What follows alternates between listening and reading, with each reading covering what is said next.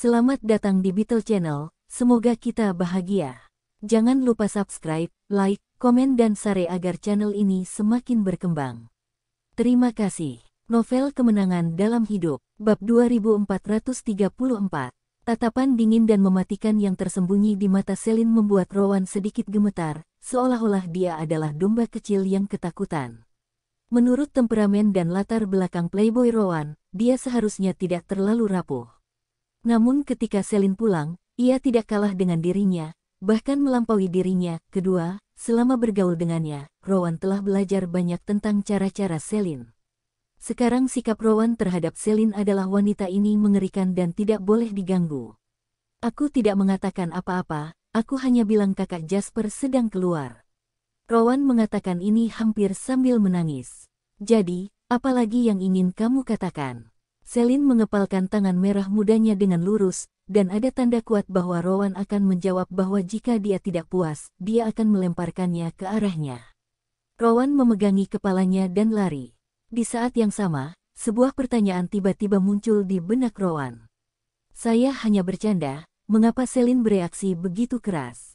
Mungkinkah apa yang sebenarnya terjadi antara dia dan saudara Jasper?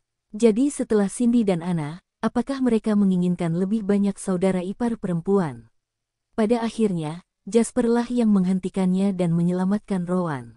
Rowan, apa yang Cindy dan Anna katakan di telepon? Jasper tahu bahwa Yan Ruhuan bukanlah orang besar, dan tidak mungkin Su Wanxing dan Huo Anlan diberangkatkan pada saat yang bersamaan.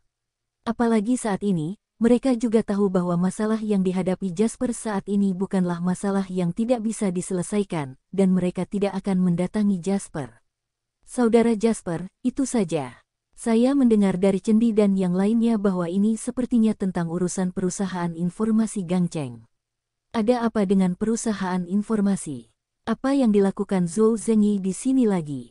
Jejak keraguan melintas di mata Jasper sebelum dia datang ke Irak. Zhou Zengyi dan istrinya telah mengorganisir Kowloon Society di kota Hong Kong beberapa kali untuk menimbulkan masalah bagi perusahaan informasi mereka di bawah instruksi Bella. Namun setelah Huo Anlan turun tangan, kedua pihak telah berdamai. Mungkinkah mereka datang untuk berkelahi lagi?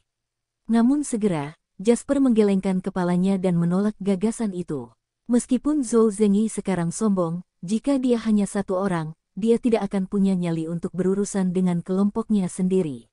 Dia berani melakukan ini sebelumnya, terutama karena Bella. Namun kini situasinya terbalik, dan dia serta Bella menjadi sekutu. Dalam keadaan saat ini, dengan hubungan kerjasama sementara antara dirinya dan Bella, Bella tidak akan secara langsung membiarkan orang melakukan hal tersebut, setidaknya tidak secara terbuka. Jadi kalau bukan mereka, lalu siapa lagi? Rowan menggelengkan kepalanya dan berkata, bukan Zhou Zengyi.